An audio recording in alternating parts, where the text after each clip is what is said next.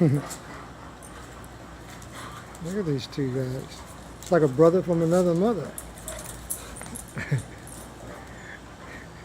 Makes me want to sing the song,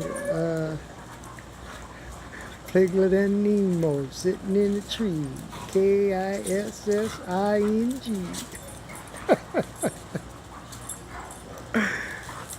I just love it when you see things that you don't imagine, you know, or would never imagine, and then you see it.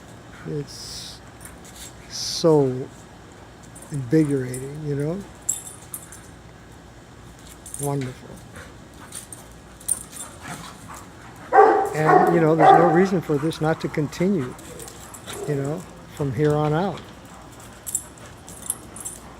It's just a great development unfolding with Nemo.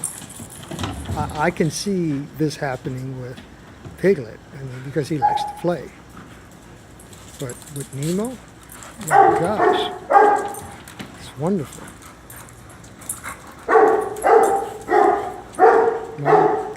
And they've been going at it now for, you know, like 15, 20 minutes.